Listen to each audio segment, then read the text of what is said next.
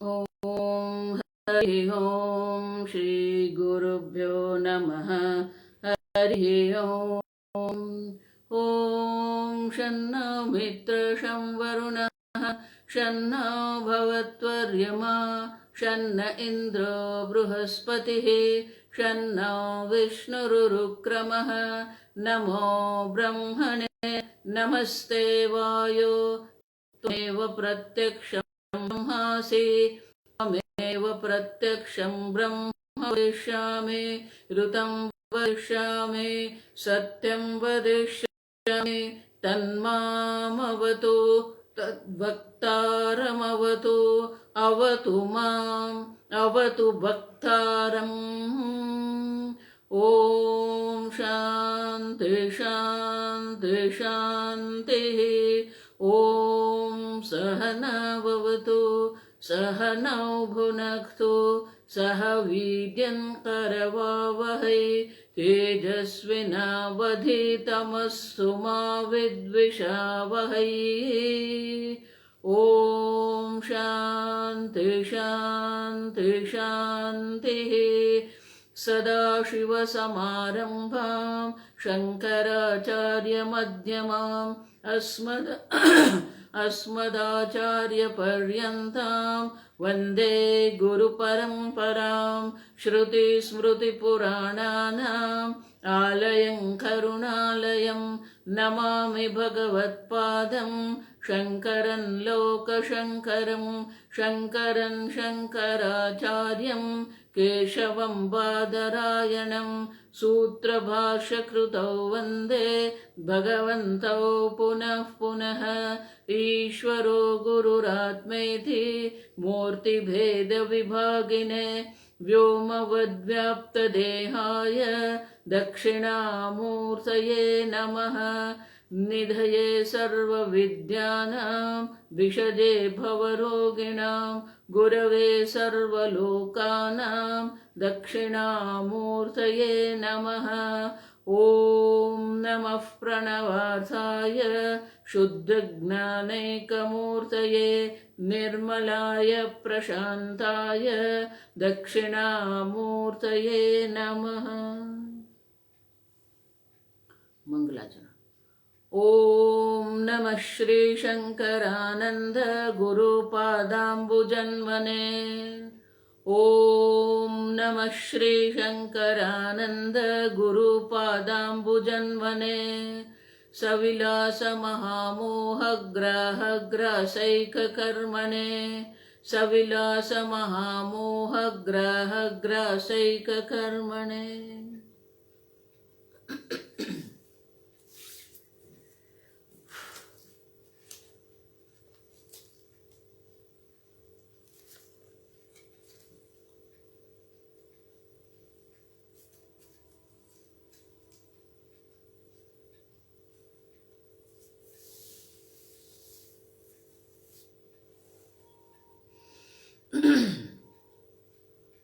चौथा प्रकरण श्लोक नंबर 1। ईश्वरेणापि जीवेन सृष्टं द्वैतं विविच्यते विवेके सति जीवेन हेयः बन्धस्फुटी भवेत् हेयो बन्धस्फुटी भवेत्।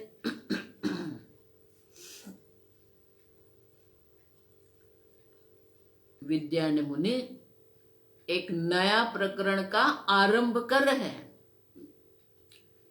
पंचदशी ग्रंथ का जो आरंभ है वो आरंभ में मंगलाचरण हुआ है। ओम नमः श्री शंकरानंद गुरुपादाम्बुजन्मने। इस प्रकार से गुरु को भी प्रणाम किया, भगवान को भी प्रणाम किया, वस्तु को भी प्रणाम कर दिया। लेकिन यहां नया ग्रंथ का आरंभ हो रहा है, नए विषय का आरंभ हो रहा है। तो नए विषय का जब आरंभ हम कर रहे हैं तो विशेष मंगलाचरण भी आवश्यक है। तो ईश्वर शब्द द्वारा ही, पहला ही ईश्वर शब्द का प्रयोग करके विद्यारण्य मुनि ने यह मंगलाचरण कर दिया है। और इसलिए टीकाकार कहते हैं चिकीर्षितस्य ग्रंथस्य, ये नया ग्रंथ का आरंभ करते हैं। आरंभ करने की इच्छा से निष्प्रत्यूह परिपूर्णाय, किसी भी प्रकार के प्रतिबंध विघ्न के निवारण के लिए अभिलिषित देवता तत्व अनुस्मरण लक्षणम, वो तत्व का अनुस्मरण लक्षण रूप से ही मंगलम आचरण ईश्वर शब्द द्वारा वो मंगलाचरण कर दिया।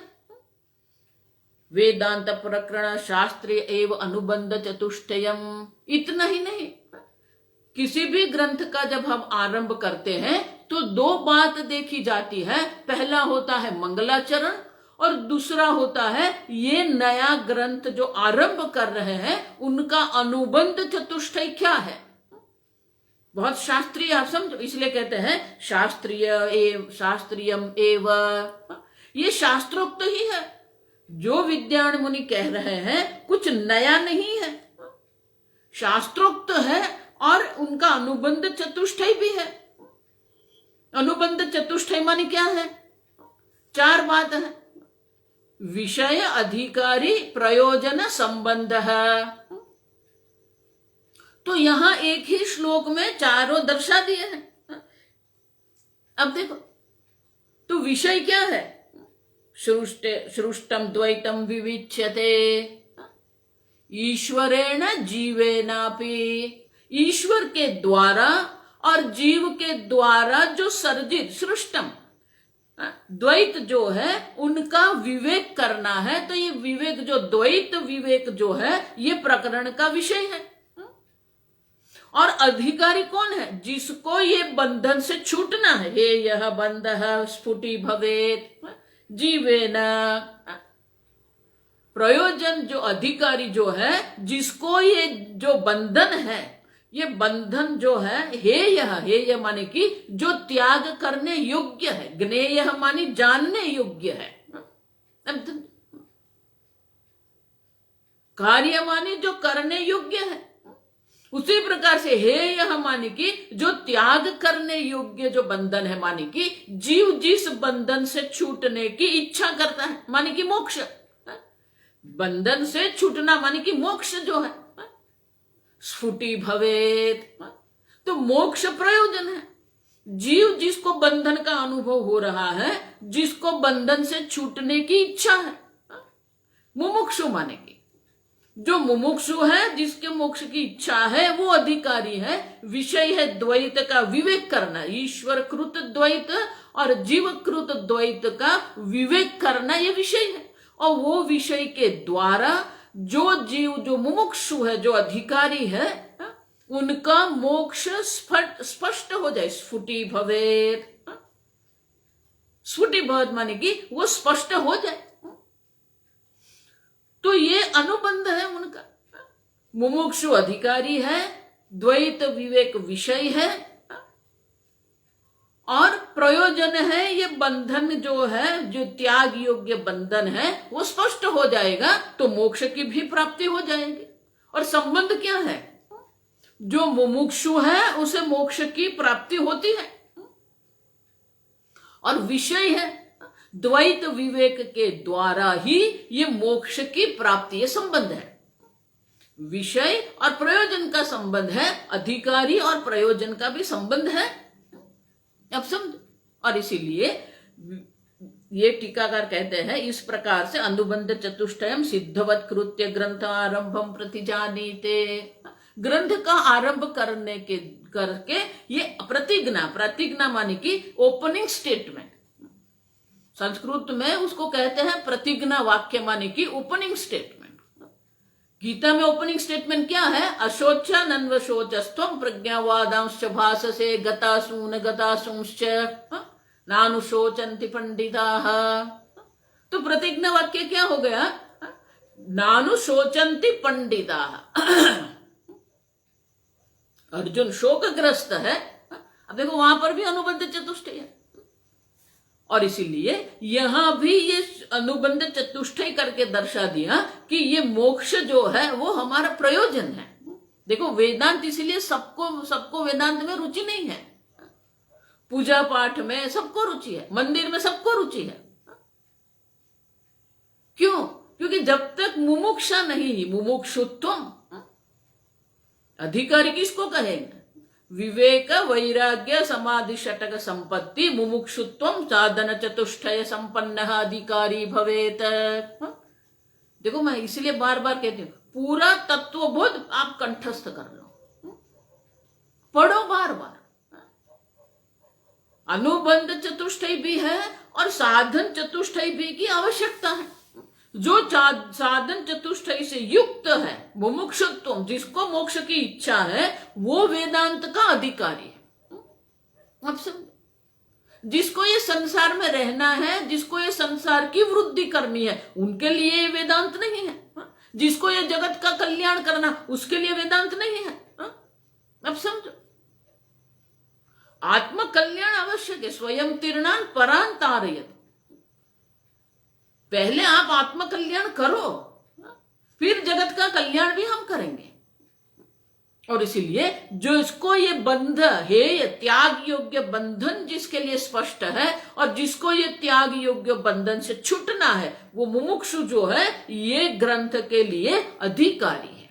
और इसीलिए विद्यारण्य मुनि कहते हैं, ईश्वरेणापि जीवेन, ईश्वर के द्वारा और जीव के द्वारा जो सृष्टम द्वैतम, दो प्रकार के द्वैत है, दोनों द्वैत का विवेक करने की आवश्यकता है। और वो विवेक के द्वारा, विवेके सती, जब विवेक होता है, विवेक सती, सती सप्तमी कहते हैं उसको, जब विवेक स्पष्ट होता है, जीवेन हे यह बंध स्फुटी भवेत, तब जीव के द्वारा जो बंध का त्याग योग्य बंध, जो बंधन जो है, वो भी उनके लिए स्पष्ट हो जाएगा। और इसीलिए ये ग्रंथ जो है, अब ईश्वर कौन है? पिछले प्रकरण में हम देख के गए, कारण उपाधि का, उपाधि के न अंतर्यामिना, जो कारण उपाधि, माया उपाधि उपहित चैतन्य जो है, वो ईश्वर है। ईश्वर माने कि जो माया शक्ति युक्त है, उसको माया सबल ब्रह्म ऐसा शास्त्र में कहते हैं। तो माया सबल ब्रह्म जो है, वो ईश्वर है। और जीव कौन है? कार्य उपाधि के न अहम प्रत्ययिना च, कार्य उपाधि, अविद्या उपाधि से युक्त जो है, स्थूल देहादि युक्त जो जीव है, अहम प्रत्ययी, अहम प्रत्यय माने कि देहादि में जो अहम करके बैठा है, मैं देह हूं, मैं मन हूं, मैं प्राण हूं, मैं बुद्धि हूं, जो सब उपाधि में अहम बुद्धि करके बैठा है, वो जीव है। सृष्टम उत्पादितम द्वैतम जगत है, ये द्वैत जगत की उत्पत्ति की है। ईश्वर के द्वारा भी द्वैत जगत की उत्पत्ति हुई है, जीव के द्वारा भी द्वैत जगत की उत्पत्ति हुई है। विविच्यते विभज्य प्रदर्शयते। अब ईश्वर द्वैत क्या है, जीव द्वैत क्या है, ईश्वर सृष्टि क्या है, जीव सृष्टि क्या है, उनका विवेक करना पड़ेगा। जब तक ये ईश्वर सृष्टि और जीव सृष्टि का विवेक नहीं होता है, तब तक मोक्ष की कोई संभावना नहीं है। और इसलिए कहते हैं अस्त्य द्वैत विवेचनस्य काकदंत परीक्षावत निष्प्रयोजनत्वम। अब वो विवेक क्यों करना है? ईश्वर द्वैतो, जीव द्वैत, द्वैत तो द्वैत ही है, उसका कोई प्रयोजन है? काकदंत परीक्षावत, ये काग जो है, कौआ जो है, उनके कितने दांत है गिनती करो, नहीं है। क्यों? दांत ही नहीं है। अब दंत परीक्षा कब करेंगे आप? दंत हो तो। उसी प्रकार से ये द्वैत, दो द्वैत आप कहां से लेके आए? और ये क्या आवश्यक है? क्यों? क्योंकि दो द्वैत एक हो गए हैं। अब समझो, क्योंकि स्फुटी भवे, जब तक वो स्पष्ट नहीं होगा, विवेके सती जीवेश्वर सृष्टयो हो द्वैतयो हो विवेचन कृते सती, इस प्रकार से जब विवेक करेंगे तो क्या होगा? पूर्वोक्तेन हे यह परित्याज बंध हेतु द्वैतम स्फुटी भवेत। आपका बंधन का कारण क्या है? आप बंधन की अनुभूति क्यों कर रहे हो? अब देखो, किसी को भी मोक्ष की अनुभूति नहीं हो रही है, सबको बंधन का अनुभव हो रहा है। तो ये बंधन का जो हम अनुभव कर रहे हैं, किसी को भी मैं मुक्त हूं ऐसा किसी को भी कभी भी अनुभव नहीं हो रहा। अब देखो देखो, इसलिए मैं कहती हूं, कर्म के स्तर पर स्वतंत्रता हो या आपकी स्वतंत्रता हो, ये स्वतंत्रता अभिव्यक्त हो रही है, नहीं हो रही है। भगवान भले कहते हैं कर्मण्येव तव अधिकारः, कर्म करने के लिए आप स्वतंत्र हैं, कर्म की पसंद की के लिए आपको स्वतंत्रता मिली है, लेकिन वो स्वतंत्रता क्या अभिव्यक्त हो रही है? नहीं। सतत बंधन का हम अनुभव कर रहे हैं, सतत हम मर्यादा का अनुभव कर रहे हैं, और इसीलिए जो त्याग योग्य बंधन, क्योंकि किसी को बंधन पसंद नहीं है। देखो, इसलिए मैं कहती हूं, कल भी मैंने कहा, वेदांत वो चर्चा करते हैं जो आपको पसंद नहीं है और जिससे आप छूटना चाहते हैं। बंधन किसको पसंद है? किसी को पसंद नहीं है। तो वो बंधन क्या है, कब पता चलेगा? द्वैत विवेचन। ये द्वैत विवेक हम करेंगे तभी तो बंधन क्या है हमें स्पष्ट हो जाएगा। एक बार बंधन क्या है स्पष्ट हो गया तो फिर मोक्ष उनका उपाय भी हमें स्पष्ट हो जाएगा। और इसलिए कहते हैं कि ये बंधन हमें स्पष्ट होना चाहिए। बंधन क्या है? अब देखो, क्या गृहस्थ जीवन बंधन है? क्या संन्यास जीवन मोक्ष है? कर्म करना बंधन है, कर्म त्याग करना मोक्ष है? अब समझो, हर एक व्यक्ति को यह अनुभव हो रहा है, लेकिन पहले समझना पड़ेगा बंधन क्या है। हे यह बंध स्फुटी भवेत किसके द्वारा? द्वैत विवेकेन। ये द्वैत का विवेक हम जब करेंगे तभी हमें स्पष्ट होगा कि ये बंधन क्या है। और वो बंधन जो है, हे यह, किसी को पसंद नहीं। देखो, इसीलिए किसी को अगर हम आज्ञा करते हैं ना तो उनको नहीं अच्छा लगता। आप मुझे कौन कहने वाले? मैं स्वतंत्र हूं। देखो, बच्चे भी अपनी स्वतंत्रता अभिव्यक्त करते हैं, आप समझो। हर एक मनुष्य कर्म करने के लिए स्वतंत्र है, जन्म से स्वतंत्र है, और अपनी स्वतंत्रता वो प्रकट करते भी है। आप बच्चों को बोलेंगे चलो बैठ जाओ, नहीं। खाना खा लो, नहीं। अब देखो, वो अपनी स्वतंत्रता प्रकट करते हैं। आप जो कहते हैं वो मना कर देते हैं, बिल्कुल। जिसके घर में बच्चे होते हैं उसको सब पता होता है। बोलते हैं हम स्वतंत्र हैं, फिर हमें समझाना पड़ता है खाना क्यों है, सो जाना क्यों है। अब हम समझाएंगे, उसकी समझ में आ जाएगा। अब तो ये विवेक करना पड़ेगा, तभी हमें पता चलेगा।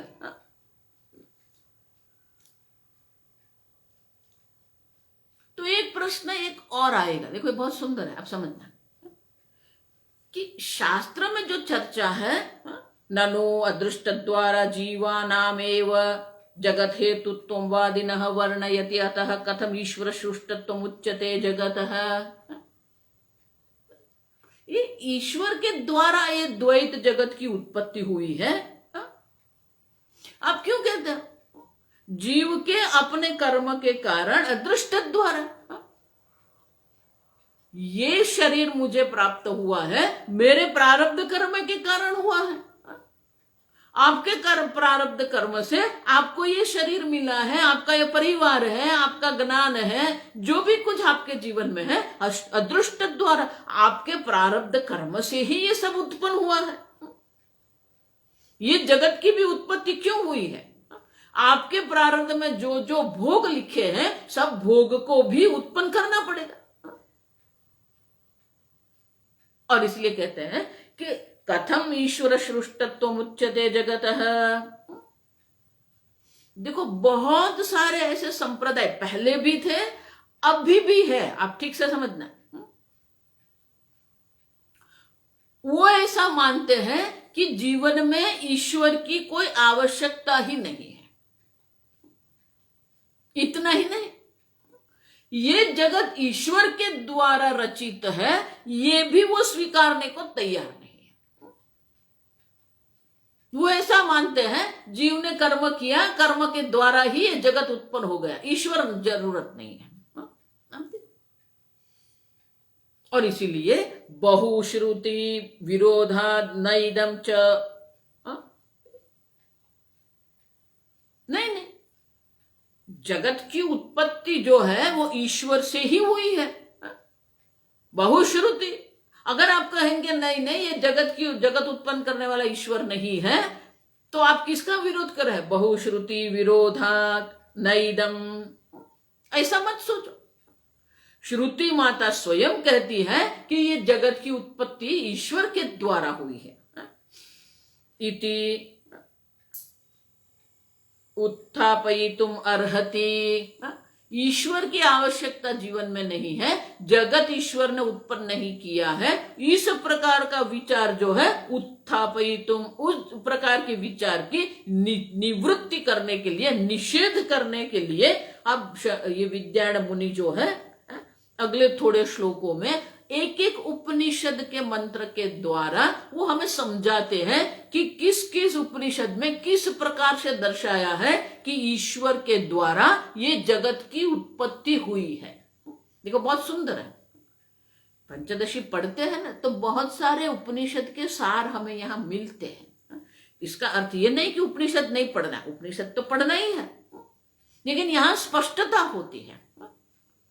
तो पहले श्वेताश्वेतर उपनिषद का जो मंत्र है वो मंत्र यहां कहते हैं। तो वो मंत्र क्या है? मायाम तु प्रकृतिम विद्धि मायिनं च महेश्वरम, ये मंत्र है। मायाम तु प्रकृतिम विद्धि, ये माया है, उनको आप प्रकृति जानो। ये माया जो है, ईश्वर की जो माया उपाधि है वो प्रकृति है। अब प्रकृति है क्यों कहा? प्रकर्षेण कृति योग्यत्वात् प्रकृति ही।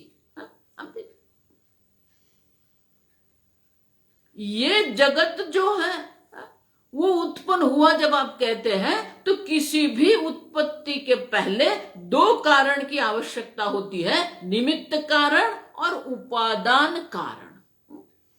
घड़ा बनाना है तो दो कारण चाहिए, निमित्त कारण और उपादान कारण। कुम्हार जो है वो निमित्त कारण है और मिट्टी जो है वो उपादान कारण है। और इसीलिए ये माया जो है, ईश्वर जो निमित्त कारण है, माया उपादान कारण है। निमित्त कारण में ज्ञान और कुशलता होती है, नॉलेज, नो हाउ उसको अंग्रेजी में कहते हैं, एंड स्किल। घड़ा कैसे बनाना है आप जान लेंगे, आप घड़ा बना सकते हैं? नहीं, घड़ा बनाने की कुशलता भी आप में होनी चाहिए और मिट्टी भी चाहिए।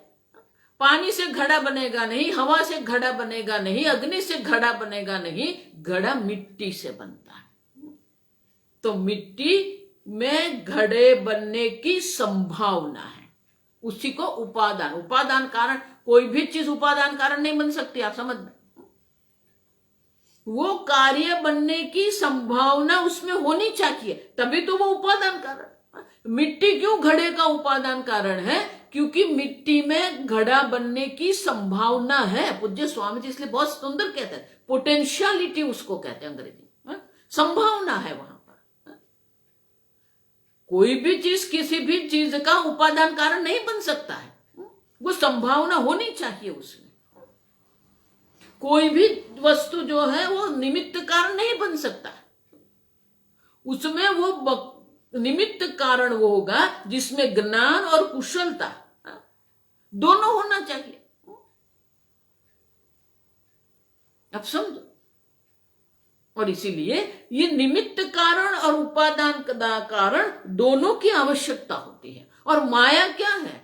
माया प्रकृति है, उपादान कारण है। क्यों? प्रकर्षेण कृति योग्यत्व, मानी कि वो बनने की संभावना है उसमें, उसको प्रकृति कहते हैं।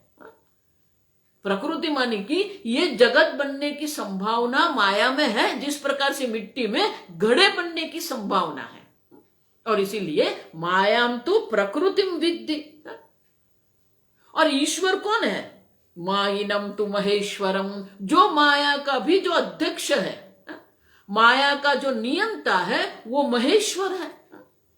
और इसीलिए माया उपाधि ईश्वर जो है, अस्मात् मायी सृजते विश्वमेतत्, और आगे कहते हैं मायिनम तो महेश्वरम, ये मंत्र कहने के बाद सह मायी सृजति इत्याहु।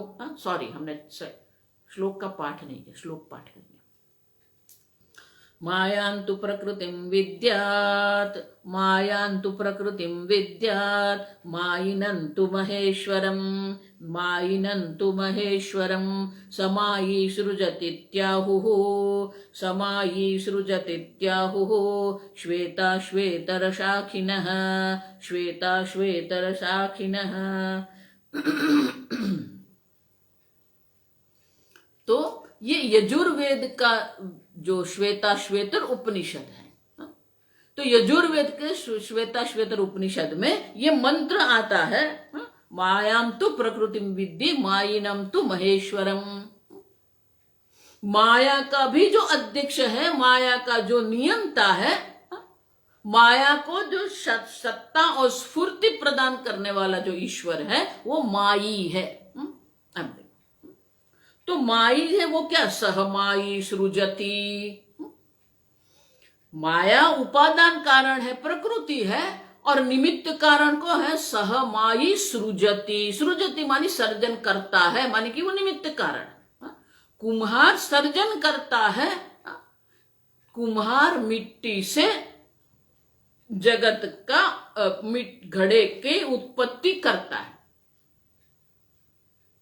तो सृजति किसके साथ जाएगा? निमित्त के कारण, निमित्त कारण के साथ। और इसीलिए जो महेश्वर है, जो माई है, वो सृजति माने कि वो निमित्त कारण है, और जो माया है, प्रकृति है, उपादान कारण है। और इसीलिए कहते हैं इत्याहुः। इस प्रकार से क्या कहा? इति ईश्वरस्य जगत सृष्टुत्वम्। श्वेता श्वेतर उपनिषद में ये जगत का निमित्त कारण जो है, वो जो परमात्मा है, वो महेश्वर है। इस प्रकार से ईश्वर ये जगत का कारण है, ये दर्शाया है। माया उपाधिक ईश्वर जो है, ये जगत का उत्पन्न करने वाला है, सर्जन करता है। इस प्रकार से उपनिषद में दर्शाया है। आहु, आहु माने दर्शाया है हमें। आप समझो, नहीं है ऐसा मत मानो। जगत भी है और जगत करता भी है, ईश्वर है। और इसलिए कहते हैं इस प्रकार से जगत का सर्जनकार, सर्जन करता ईश्वर है। और ये श्वेता श्वेतर उपनिषद में दर्शाया है। उसी प्रकार से देखो, ये कृष्ण यजुर्वेद श्वेता श्वेतर उपनिषद है। अब यजुर्वेद में जो है ऐत्तिरीय उपनिषद है। तो ऐत्तिरीय उपनिषद का भी वाक्य यहां दर्शाते हैं 3 श्लोक में। देखो, मैंने आगे कहा, अलग अलग उपनिषद में अलग अलग प्रकार से ये दर्शाया है, लेकिन एक बात सामान्य है कि माया उपाधि ईश्वर जो है वो सर्जन करता है। तो ईश्वर के द्वारा ये जगत की उत्पत्ति हुई है, और ये जगत जो है वो द्वैत है। और इसीलिए ये जगत की उत्पत्ति करने वाला ईश्वर है, ये दर्शाया है। तो आगे हम तीसरा श्लोक पढ़ेंगे। आत्मा वा इदमग्रे अभूत्, आत्मा वा इदमग्रे भूत्, स ईक्षत सृजा इति, स ईक्षत सृजा इति, संकल्पेन सृजत् लोकान्, संकल्पेन सृजन् लोकान्, स एतानिति बह्वरुचाः, स एतानिति बह्वरुचाः।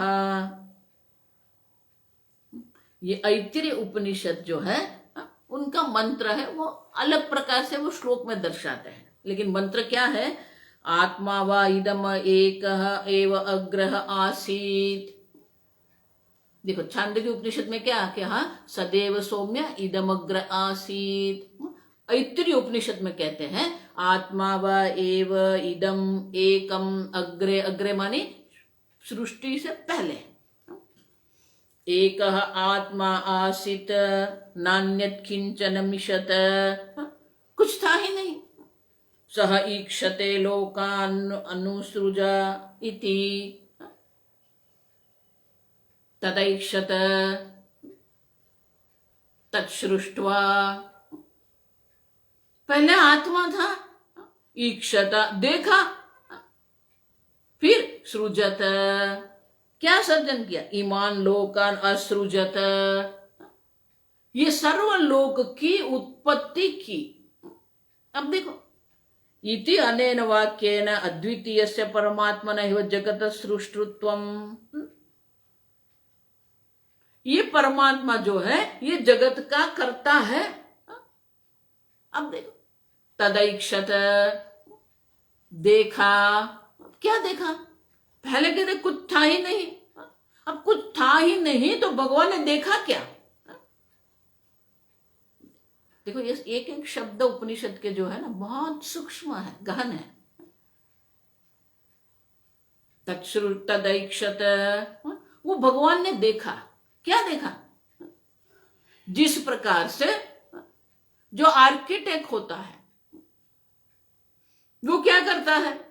आप उनके पास जाएंगे, उनको बोलेंगे हमारे पास इतने साइज का, इतने कद का एक प्लॉट है, जमीन है, हमें वहां एक बंगला बनाना है और बंगले में हमें इतना इतना चाहिए। आपकी दृष्टि से आप एक वर्णन करते हैं, ऐसा बेडरूम चाहिए, ऐसा किचन चाहिए, ऐसा ये चाहिए, ऐसा वो चाहिए, आप सब करते। अब जो जो बोलते जाते हैं वो आर्किटेक्ट अपनी बुद्धि में देखता रहता है, जो आप कहते हैं वो देखते रहता है, फिर उसी को वो पेपर पर प्लान बनाता है। अब किसी का भी सर्जन करना है तो सर्जन के पहले उनकी कल्पना करनी पड़ेगी। तद ऐक्षत, देखना पड़ेगा, सोचना पड़ेगा। ऐक्षत माने वो सोचता है, सोचने के बाद ही, उनकी कल्पना करने के बाद ही वो प्लान बनाएगा। अब फिर वो प्लान बना के आपको बुलाता है, आओ मैंने 2-3 जो आपने कहा उसी प्रकार से 2-3 प्लान बना के रखे हैं, आप आ जाइए, मैं आपको बताता हूं। आप बजाएंगे, वो कहेगा ये आपका बेडरूम है, ये आपका किचन है, यहाँ सीढ़ियां है, ये वरांडा है, यहाँ गैरेज है, सब देखते हैं आप। देखने के बाद फिर आप कहेंगे नहीं नहीं ये ऐसा नहीं है, ऐसा चाहिए, ऐसा नहीं है, ऐसा चाहिए। फिर वो पक्का हो जाएगा आपको कैसा चाहिए। फिर क्या करेंगे? वो एक मॉडल बनाएगा, छोटा सा घर बना के आपको दर्शाएगा। अब देखेंगे कि हाँ ये ऐसा ठीक है। फिर क्या होगा? फिर कॉन्ट्रैक्टर को बुलाना पड़ेगा, फिर कॉन्ट्रैक्टर ये घर बनाएगा, सृजता। तो भौतिक रूप से घर बनने के पहले जो होता है उसको ये ऐक्षत कहते हैं।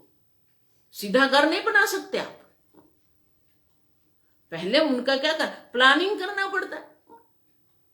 नया संसद भवन बन रहा है, अब सरकार ने कहा ये नया संसद भवन बनेगा, उसका भूमि पूजन हो गया। ये भूमि पूजन आज हुआ नहीं, आप समझो। वो प्लान बनाने के लिए कब से प्लानिंग शुरू हो जाए, बहुत सारे आर्किटेक्ट को मिलाएंगे, बहुत सारे आर्किटेक्ट से बात हुई होगी, फिर प्लान हुआ होगा, फिर उसके ऊपर भी चर्चा हुई होगी। वो सब हम नहीं देखते, हम सीधा देखते हैं नरेंद्र भाई ने भूमि पूजन किया, और उसके पहले जो किया, उसके पहले का जो कार्य है वो हम नहीं देखते हैं। उसको ऐक्षत कहते हैं, तदैक्षत। फिर भूमि पूजन होगा। आप समझो ये, देखो इसलिए मैं कहती हूँ ये भूमि पूजन किया ऐसा मत मानो, उसके पहले 1 साल 2 साल पहले से ही कुछ न कुछ विचार आते होंगे, कितनी तैयारियां करनी पड़ती है तब भूमि पूजन होता है। तो ये जो पूरी तैयारियां है उसको तदैक्षत तत्सृजत, अब देखो वो प्लानिंग करने के बाद ही फिर ये सर्जन होता है। और इसीलिए ऐक्षत तद असृजत, इमान लोकान असृजत, सर्वलोक की उत्पत्ति की। लेकिन भगवान ने क्या देखा? भगवान तो सर्वज्ञ है, सर्वशक्ति है, हम देख के गए। घटस्य कर्ता घटज्ञ, सर्वस्य कर्ता सर्वज्ञ। घड़े बनाने वाले को घड़ा बनाने का ज्ञान है। उसी प्रकार से जिसने ये संपूर्ण ब्रह्मांड की उत्पत्ति की है वो तो सर्वज्ञ है, वो सर्वशक्ति है। तो सर्वशक्ति जो है, जो सर्वज्ञ है, उनको प्लानिंग में इतना समय लगेगा? तदैक्षत, उसने देखा, जरूर पड़ेंगे उनको। हाँ, क्यों? पहले कैसे सृष्टि थी, अब समझो। पहले की सृष्टि कैसी थी, अब जो जीव है वो जीव के क्या क्या प्रारब्ध कर्म है, वो कौन कौन से प्रारब्ध कर्म है, वो प्रारब्ध कर्म के अनुरूप ये जगत की उत्पत्ति करनी पड़ेगी। अब समझो, भगवान को भी प्लान करना। भगवान का प्लान बहुत सरल है। आंख खोल दी, सर्जन हो गया। आंख मूंद ली, प्रलय हो गया। सर्वशक्ति होने के कारण प्रयत्न की अल्पता है, लेकिन नहीं है ऐसा नहीं कह सकते। आपको आंख बंद करना और आंख खोलने में जितनी शक्ति की आवश्यकता है उतनी शक्ति भगवान को ये कोटि ब्रह्मांड बनाने के लिए। अब माने क्या है, सहज है भगवान के लिए, ये बहुत सहज है। हमारे लिए ये बहुत है, हमारे लिए तो कुछ भी बनाना ना पागल हो जाते हैं हम लोग। एक घर बनाना हम पागल हो जाते हैं। अब सब एक बच्चा पैदा किया, उसको बड़े करने में भी हम पागल हो जाते हैं। लेकिन भगवान के लिए वो बहुत सहज है। जितना आंख खोलने की शक्ति आपको चाहिए उतनी ही शक्ति भगवान को चाहते हो। ये दर्शाता है कि भगवान कैसे अल्प शक्ति नहीं, महान शक्ति है। हम देख के गए सब, सर्वशक्ति है भगवान। ये भगवान की माया शक्ति है, सर्वनियामिका माया। ये भगवान की जो शक्ति है संपूर्ण विश्व का नियंत्रण करने वाली है। संपूर्ण जगत का नियमन करना माने कि सबको व्यवस्थित रखने वाली। लेकिन वो जगत रखने वाली जो है उनकी उत्पत्ति भी करनी पड़ेगी।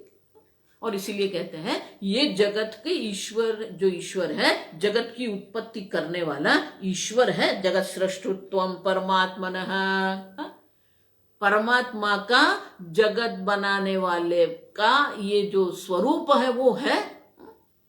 और वो एक दो नहीं, बहुरुचा श्रुक शाखा अध्यायना हुहु इति। जिस प्रकार से यजुर्वेद में अनेक प्रकार के उपनिषद है और उनमें भी ये जगत कर्ता ईश्वर की चर्चा है, उसी प्रकार से ऋग्वेद में भी ऐत्तिरीय उपनिषद का एक दृष्टांत देके कहते हैं इस प्रकार से यजुर्वेद में भी अनेक प्रकार से ये जगत की उत्पत्ति करने वाला ईश्वर है। वो अनेक मंत्र, बहुरुचा। अब देखो, एतान इति बहुरुचा, बहुरुचा माने बहुरुचा, रुचा माने कि मंत्रा। इस प्रकार से यजुर्वेद में भी अनेक मंत्रों के द्वारा दर्शाया है, अनेक उपनिषदों के द्वारा दर्शाया है कि जगत उत्पन्न करने वाला ईश्वर है।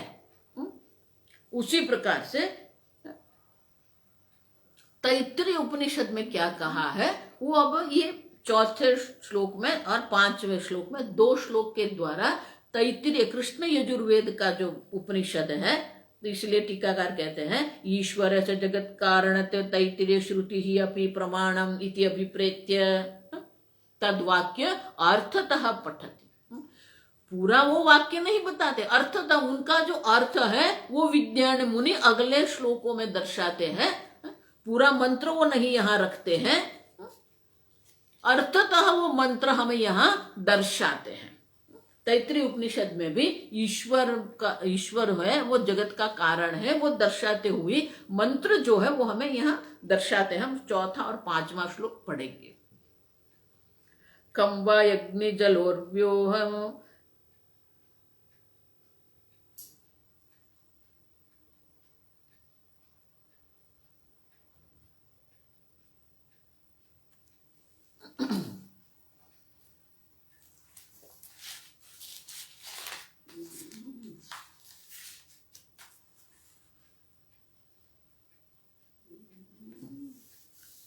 ओषधि। कं वा यज्ञिर्जलोर्योषधि अन्नदेहा क्रमादमे। कं वा यज्ञिर्जलोर्योषधि अन्नदेहा क्रमादमे। सम्भूता ब्रह्मणस्तस्मात् एतस्मादात्मनोऽखिलाः बहुश्यामहमेवातः प्रजायेयेति कामतः तपस्तप्त्वा सृजत्सर्वं जगदित्याहतित्तिरिः।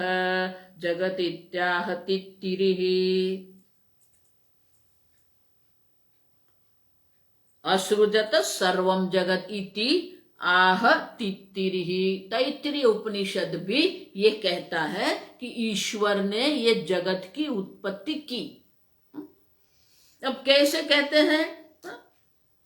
तो मैंने कहा ना अर्थतः है। ये देखो, ये पूरा पिछले प्रकरण में देख के सत्यम ज्ञानम अनंतम ब्रह्म तस्माद्वा एतस्माद् आत्मनः आकाशः सम्भूतः।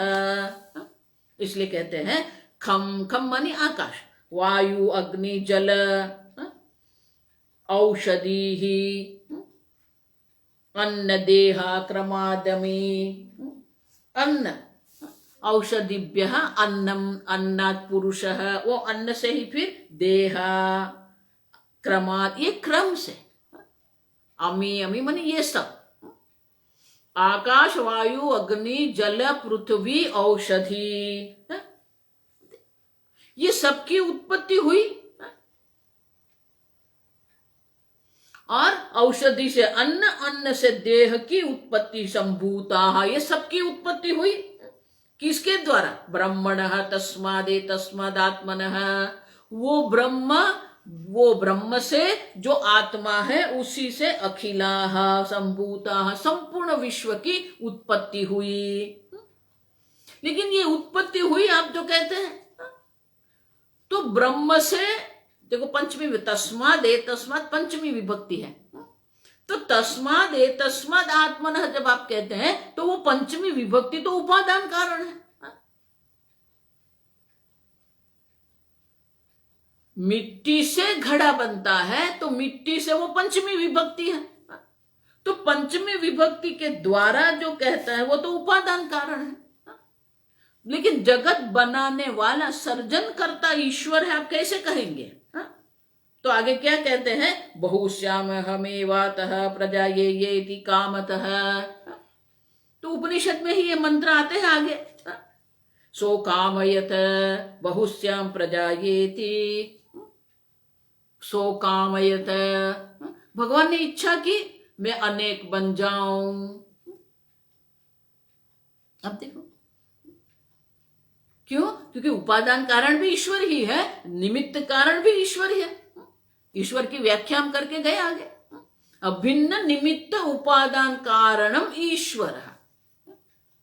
जगत में हम जो देखते हैं वहां अभिन्न नहीं है, भिन्न है। निमित्त कारण और उपादान कारण भिन्न होते हैं, अलग होते हैं, लेकिन ये तो अभिन्न है। जगत में जो हम अनुभव करते हैं, हमारा अनुभव जगत में ये है कि निमित्त कारण चेतन होता है जिसमें ज्ञान और कुशलता होती है। उपादान कारण जड़ होता है जिसमें कार्य बनने की संभावना होती है। अब देखो, निमित्त कारण में ज्ञान और कुशलता है, वो चेतन होगा। क्यों? क्योंकि ज्ञान का अधिष्ठान जो है, क्रिया का अधिष्ठान चेतन होना चाहिए। जड़ में ज्ञान भी नहीं होता है, जड़ में क्रिया भी नहीं होती है। जहां चेतनता है वहां ही ज्ञान और क्रिया है, और इसीलिए निमित्त कारण चेतन है। और जो मिट्टी है वो जड़ है, और उसमें घड़े बनने की संभावना है, और ये हमारा अनुभव है। अब समझो, किसी भी उत्पत्ति जो करते हैं उसमें निमित्त कारण चेतन होता है और उपादान कारण जड़ होता है। तो अगर आप कहेंगे ब्रह्म से ये जगत की उत्पत्ति हुई है, तो आपका ब्रह्म तो उपादान कारण है, निमित्त कारण क्या है? बोले कि वही ईश्वर निमित्त कारण है। सो कामयत, वही ईश्वर ने क्या किया? इच्छा की। बहुश्याम प्रजा ये थी, मैं अनेक बन जाऊं। ज्ञान है, फिर इच्छा करनी पड़ेगी। जानाति इच्छति कर्म करोति, ये नियम है। पहले जानते हैं, फिर उसकी इच्छा करते हैं, फिर उसको प्राप्त करने के लिए हम कर्म करते हैं। ये संपूर्ण हमारा जीवन यही है। आप समझो, जानाति इच्छति कर्म करोति। तो भगवान है, सर्वज्ञ है, अब इच्छा करनी पड़ेगी। जब तक इच्छा नहीं होती है कर्म का आरंभ नहीं होता है। आप ठीक से समझो, इच्छा के बिना कोई कर्म नहीं होता। और इसलिए कहते हैं सो कामयत, इच्छा की।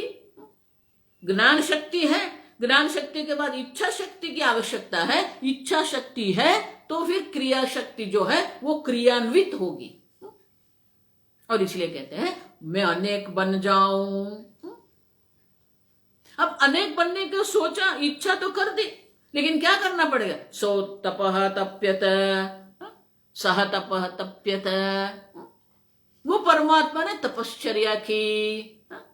तो यहां क्या भगवान पद्मासन बैठ के आंख मूंद के बैठ गए तपश्चर्या करने? नहीं, तप आलोचने। तप आलोचने मानी आगे जो मैंने कहा ना, वो प्लानिंग जो है, तद ऐक्षत। पहले अपने मन में उनका सर्जन करना पड़ता है।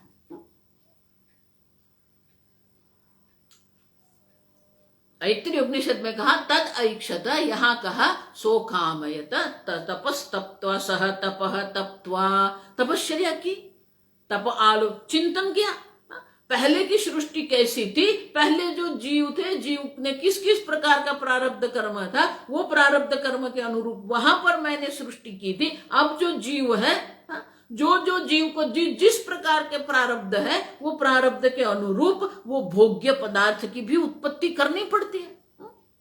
अब देखो, जीव भोगता है तो भोग करने के लिए उनको अपने कर्म फल भोगने के लिए भोग साधन की आवश्यकता है, भोग्य पदार्थ की भी आवश्यकता है। और भोग्य पदार्थ कौन कौन से लोक में होंगे, तो लोक की भी सृष्टि करनी पड़ेगी। और इसलिए कहते हैं ये चिंतन किया, तप आलोचन, चिंतन किया। सतपः अतप्यत, सतपस्तप्त्वा इदम सर्वम असृजत यदिदं किंच माने ये जो भी संपूर्ण ब्रह्मांड में आप देख रहे हैं, सबकी उत्पत्ति करने वाला वो ईश्वर है। जो उपादान कारण है वही ईश्वर निमित्त कारण है। अभिन्न निमित्त उपादान कारण ईश्वर जो है, उन्होंने ये जगत की उत्पत्ति की। इदम असृजत इति वाक्येन तस्यैव ब्रह्मणः जगत सर्जन इच्छा पूर्वक पर्यालोचने। इच्छा पूर्वक माने पर्यालोचन, पूरीतः आलोचन किया, चिंतन किया, मनन किया, जगत सृष्टित्वम। इस प्रकार से परमात्मा ने संपूर्ण जगत यदिदं किंच। देखो, इसलिए मैं कहते ये जगत बनाया जब हम कहते हैं ना, तो हमारा जगत क्या है? हमारा जगत तो बहुत अल्प है, आप समझो। और भगवान ने जो जगत बनाया वो अनंत है। कोटि ब्रह्मांड नायक हम भगवान को कहते हैं। ये छोटा मोटा ये सूर्यमंडल है, ये निहारिका है, ये तो बहुत अल्प है, आप समझो। ईश्वर की जो अनंतता है, ईश्वर का जो अनंत ज्ञान है, वो अद्भुत है, वो हमारी सोच से परे है। क्योंकि कितने ब्रह्मांड वो भी हमें तो पता नहीं है। कोटि ब्रह्मांड नायक हम भगवान को कहते हैं। अनंत शक्ति है, अनंत ज्ञान है भगवान का, और इसीलिए ये अनंत कोटि ब्रह्मांड की उत्पत्ति भगवान करते हैं। इतना ही नहीं, अनंत कोटि ब्रह्मांड की उत्पत्ति भी होती है, अनंत कोटि ब्रह्मांड की स्थिति भी होती है, पालन भी होता है, और अनंत कोटि ब्रह्मांड का विनाश भी करते हैं। हम लोग सर्जन करने में बहुत एक्सपर्ट है। प्लास्टिक बना दिया, अब उसका नाश कैसे करना पता ही नहीं है। प्लास्टिक भी प्रदूषण है, और प्लास्टिक का नाश करते वो भी प्रदूषण है। प्रदूषण माने कि ये सर्जन से जो विरोधी है, जो सर्जन का नाश करने वाला है। लेकिन ईश्वर में कोई प्रदूषण नहीं है, आप समझो। सर्जन करने में भी कोई प्रदूषण नहीं है, ये जगत का पालन करने में भी कोई प्रदूषण नहीं है, और विनाश करने में भी कोई प्रदूषण नहीं। ये उनका ज्ञान है, उनकी शक्ति है। और इसलिए कहते हैं इस प्रकार से इच्छा पूर्वक चिंतन करने के बाद परमात्मा ने ये संपूर्ण ब्रह्मांड की उत्पत्ति की, ये उपनिषद में दर्शाते हैं। आकाश से शुरू करके देह तक संपूर्ण जगत की उत्पत्ति है। हमने देखा अनेक प्रकार के देह है, 84 लाख 84 lakhs प्रकार की योनियां हैं। हर एक योनिया का अपना अपना भोग साधन है। कुत्ता का जो भोग साधन सूक्ष्म शरीर है, आपका जो भोग साधन सूक्ष्म शरीर है, वो अलग है। अब सब तो भोग साधन की भी उत्पत्ति करते हैं, और भोग्य पदार्थ की भी उत्पत्ति करते हैं। और इस प्रकार से संपूर्ण जगत की उत्पत्ति यदिदम किंच माने जो कुछ भी है, जो कुछ आप अनुभव कर रहे हैं, और जिसका आपको अनुभव भी नहीं होता, जिसको आप जानते भी नहीं है, वो सब लोक की भी 14 लोक की उत्पत्ति परमात्मा ने की है। और इसीलिए अभिन्न निमित्त उपादान कारण ईश्वर जो है, तैत्तिरीय उपनिषद में इस प्रकार से दर्शाया कि इस प्रकार से ये परमात्मा ने संपूर्ण जगत की उत्पत्ति की है। माने कि ईश्वर है, ईश्वर जो है वो अभिन्न निमित्त उपादान कारण है, उन्होंने ही ये जगत की उत्पत्ति की है। आगे आगे आएगा। अब 6ठे श्लोक में छांदोग्य उपनिषद क्या कहता है, 7वें श्लोक में बृहदारण्यक उपनिषद क्या कहते हैं। तो ये सृष्टि जो है, ईश्वर सृष्ट ये जगत है, वो पहले हम समझेंगे। तो जगत बनाने वाला ईश्वर है, ये विद्वान मुनि यहाँ उपनिषदों के द्वारा हमें दर्शाते हैं। आगे हम कल देखेंगे। ओम स्वस्ति प्रजाभ्यः परिपालयन्ताम् न्यायेन मार्गेण महीं महिषाः गोब्राह्मणेभ्यः शुभमस्तु नित्यम् लोका समस्ता सुखिनो भवन्तु काले वर्षतु पर्जन्यः पृथिवी सस्यशालिनी देशोऽयं क्षोभरहितः ब्राह्मणाः सन्तु निर्भयाः। ओम सर्वेषां स्वस्तिर्भवतु सर्वेषां शान्तिर्भवतु सर्वेषां पूर्णं भवतु सर्वेषां मङ्गलं भवतु सर्वे भवन्तु सुखिनः सर्वे सन्तु निरामयाः सर्वे भद्राणि पश्यन्तु मा कश्चित् दुःखभाग् भवेत् असतो मा सद्गमय तमसो मा ज्योतिर्गमय मृत्योर्मा अमृतंगमय। ओम पूर्णमदः पूर्णमिदं पूर्णात् पूर्णमुदच्यते पूर्णस्य पूर्णमादाय पूर्णमेवावशिष्यते। ओम शांति शांति शांति। हरि ओम श्री गुरुभ्यो नमः हरि ओम।